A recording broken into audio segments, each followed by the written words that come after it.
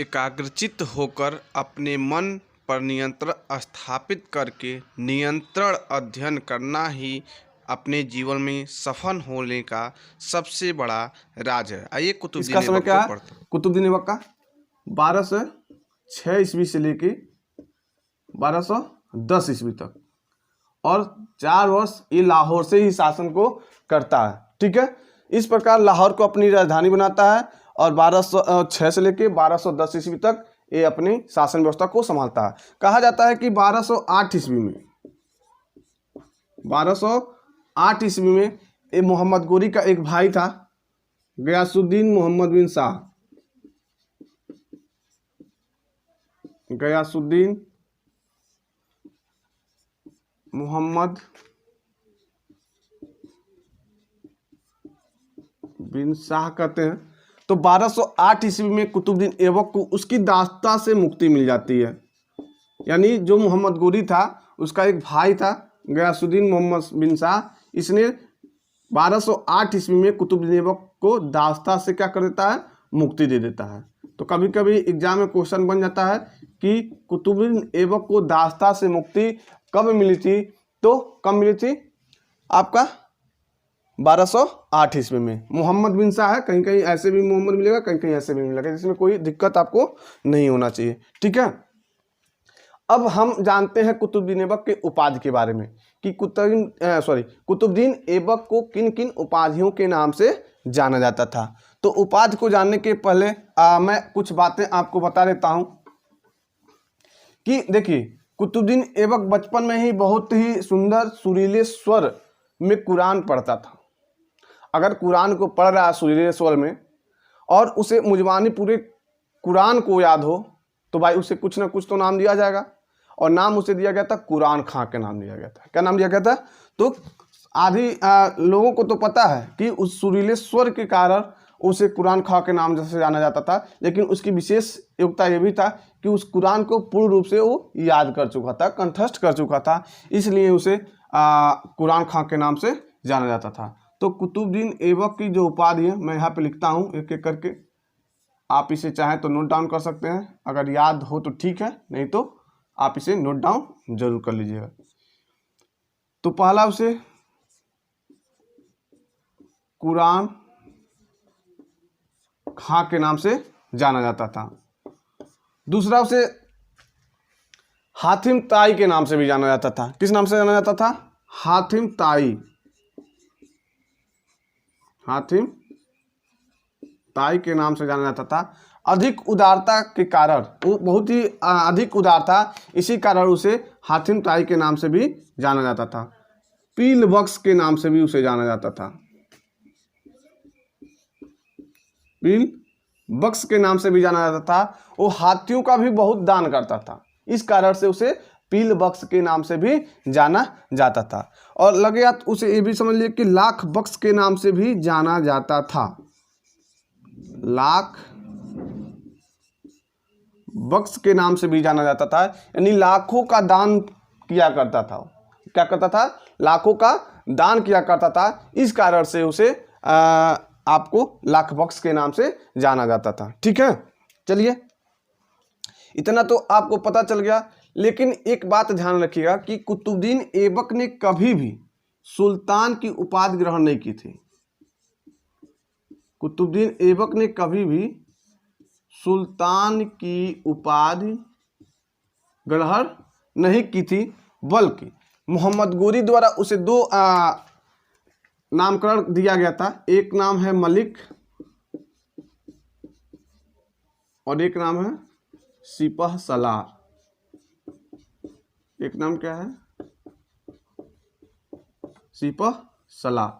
तो ये कुतुबुद्दीन ऐबक कभी भी सुल्तान की उपाधि ग्रहण नहीं किया, बल्कि मलिक एवं सिपह सलार की उपाधियों से ही संतुष्ट रहा। और कुतुबुद्दीन ऐबक को एक मोहम्मद गोरी ने और कहा वली अहद के नाम भी दिया है। वली अहद यानी उत्तराधिकारी होता है वली अहद का मतलब। तो आपके एग्जाम में एक कठिन क्वेश्चन बने तो पूछ सकता है कि वली अहद की उपाधि कुतुबुद्दीन ऐबक को किसने दी थी? तो वली अहद की जो उपाधि है ये मोहम्मद गोरी ने कुतुबुद्दीन ऐबक को दी थी। तो इतनी सारी कुतुबुद्दीन ऐबक की उपाधि है। कुरान खां की उपाधि है, हातिम ताई की उपाधि है, पिलबख्श की उपाधि है, लाखबख्श की उपाधि है। सुल्तान की उपाधि उसने कभी ग्रहण नहीं किया, ये विशेष रूप से आप ध्यान रखेंगे। उसके बाद मलिक एवं सिपहसालार की उपाधि है और साथ ही साथ उसे वली अहद के नाम से भी जाना जाता था। तो इस बात को आप ध्यान में जरूर रखेंगे। तो यहाँ तक आपका कॉन्सेप्ट क्लियर हो गया होगा। मैं आगे बढ़ता हूँ। अब हम चलते हैं कुतुबुद्दीन ऐबक के बारे में। जो उसने स्थापत्य कला के क्षेत्र में अपना जो योगदान दिया है उसके बारे में हम यहाँ पढ़ने का प्रयास करेंगे। तो आपको पता है कि कुतुबुद्दीन ऐबक ने कुव्वत उल इस्लाम मस्जिद का निर्माण कराया था। किस मस्जिद का निर्माण? कुव्वत उल इस्लाम मस्जिद का निर्माण करवाया था। अब ये बताइए कि सबसे पहले इसका निर्माण कहाँ पे हुआ था? तो सबसे पहले तो आपको यही पता होना चाहिए, इसका निर्माण कौन कराया था? कुतुबुद्दीन ऐबक ने कराया था। और कहाँ पे कराया था? तो दिल्ली में इसका योगदान कराया था। कहा जाता है कि उत्तर भारत का प्रथम मुस्लिम मस्जिद था। कहा जाता है कि जो कुतुबुद्दीन ऐबक ने कुव्वत उल इस्लाम मस्जिद बनाया था, यह उत्तर भारत का प्रथम मुस्लिम मस्जिद था। ठीक है। तो कुतुबुद्दीन ऐबक के द्वारा कुव्वत उल इस्लाम मस्जिद जो दिल्ली में बनाया गया था, यह उत्तर भारत का प्रथम मुस्लिम मस्जिद है। कहा जाता है कि इसका निर्माण कुतुबुद्दीन ऐबक ने किया था, लेकिन इसमें विस्तार में कहीं ना कहीं अलाउद्दीन खिलजी ने भी सहयोग किया था और इल्तुतमिश ने भी सहयोग किया जाता है। कहा जाता है इतिहासकारों के अनुसार कि जब कुव्वत उल इस्लाम मस्जिद बना था तो यहाँ पे पहले 27वां जैन मंदिर था। 27वां जैन मंदिर था और इसे तोड़ के यहाँ पे कुव्वत उल इस्लाम मस्जिद का निर्माण किया गया था। ये बात आपको पता होनी चाहिए। ठीक है। तो इतनी बातें आप कुव्वत उल इस्लाम मस्जिद के बारे में कम से कम आप जानते हैं, तो यकीन मानिए वनडे एग्जाम में इससे ज़्यादा क्वेश्चन बनने वाले नहीं है। ठीक है। दूसरा आपके सामने मैं बताता हूँ, कुतुब मीनार का नाम आप लोग सुने होंगे, ये तो सबको ही सुना ही होगा। कुतुब मीनार। ठीक है। यहाँ पे मैं इसे थोड़ा सा मिटा देता हूँ। आप लोग लिखते जाइए, नोट्स बनाते जाइए। कुतुब मीनार।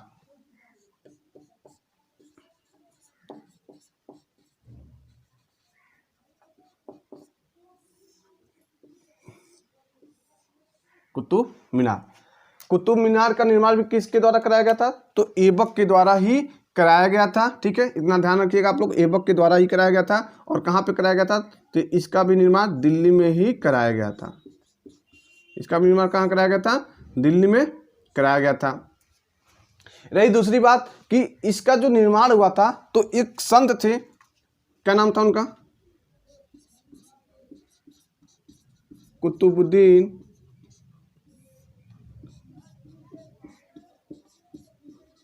बख्तियार काकी। क्या नाम था? कुतुबुद्दीन बख्तियार काकी। इन्हीं के नाम पे दिल्ली में कुतुब मीनार का निर्माण कराया गया था। ख्वाजा कुतुबुद्दीन बख्तियार काकी सूफी संत थे। ठीक है। इन्हीं के नाम पे कुतुबुद्दीन बख्तियार काकी के नाम पे ही दिल्ली में कुतुब मीनार का निर्माण करवाया गया था। लेकिन ध्यान रहे कि कुतुब मीनार का केवल नींव बनवाने में ही ऐबक की भूमिका है। लेकिन कुछ समय पश्चात जब 1210 ईस्वी में इसकी मृत्यु हो जाती है, तो इसे पूरा कराने का जो श्रेय है इल्तुतमिश को दिया जाता है। यानी कुतुब मीनार को पूरा कराने का श्रेय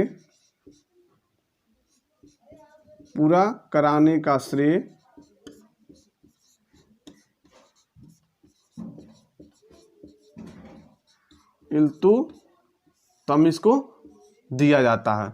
नींव किसने डाली थी? तो कुतुबुद्दीन ऐबक ने डाला था और इसे पूरा कराने का श्रेय इल्तुतमिश को दिया जाता है। कहा जाता है कि ऐबक जो था, ये जामनगर में एक चार मीनार था। चार मीनार का मतलब कहते हैं कि उसे जाम मीनार भी कहा जाता है। चार मीनार तो हैदराबाद में आप लोग को नाम सुने होंगे, लेकिन उसे जाम मीनार, अफगान में एक जाम मीनार था। इसी से प्रभावित होके, किससे? जाम मीनार से। अफगान में जाम मीनार था, इसी से प्रभावित होके इसने कुतुब मीनार की निर्माण किया था। तो अगर क्वेश्चन बन जाए कि कुतुबुद्दीन ऐबक ने कुतुब मीनार का जो निर्माण किया था किससे प्रभावित होकर किया था, तो बहुत सारे लोगों का ये आंसर गलत हो जाएगा अगर उन्हें पता नहीं है तो आप पता कर लीजिए कि अफगान में एक जाम मीनार था, उसी से प्रभावित होके उसने कुतुब मीनार की निर्माण की थी। और कहा जाता है कि ईंट से निर्मित, क्या है? ईंट से निर्मित विश्व की सबसे ऊंची मीनार है। ये जो कुतुब मीनार है ईंट से निर्मित विश्व की सबसे ऊंची मीनार है, और जिसको कहा जाता है कि यूनेस्को द्वारा, यूनेस्को आपको पता होगा कि यूनेस्को द्वारा विश्व विरासत की सूची में इसे 1993 में शामिल भी किया गया था। तो कुछ विशेष है, तभी तो यूनेस्को के द्वारा विश्व विरासत की सूची में शामिल किया जा रहा है। तो कब किया जा रहा है, अगर ये भी क्वेश्चन बन जाए तो यहाँ पे आप लगे हाथ याद भी कर लीजिए कि 1993 ईस्वी में यूनेस्को द्वारा विश्व विरासत की सूची में कुतुब मीनार को शामिल किया गया था। ठीक है, ये इसकी कहा जाता है कि इसमें 391 सीढ़ियाँ हैं। 300 कुतुब मीनार में 391 सीढ़ियाँ हैं और 72.5 मीटर ऊंची है। कितनी ऊंची है? 72.5 मीटर ऊंची है। और अगर फीट में लेते हैं तो 200 लगभग 37 दशमलव कुछ फीट, 237 दशमलव कुछ फीट आपकी इसकी ऊंचाई है। 237.86 फीट लगभग ऊंचाई है। तो इतनी विशेष बातें कुतुब मीनार से है। तो इसका अगला वीडियो आपको जल्द ही देखने के लिए मिलेगा। अगर वीडियो आपको अच्छा लगा हो, अगर जानकारी आपको एक्स्ट्रा मिल रही हो, तो वीडियो को लाइक और चैनल को सब्सक्राइब करके बेल आइकन को जरूर दबा लीजिए कि आने वाले वीडियो का नोटिफिकेशन आपको जल्द ही प्राप्त हो। जय हिंद, जय भारत।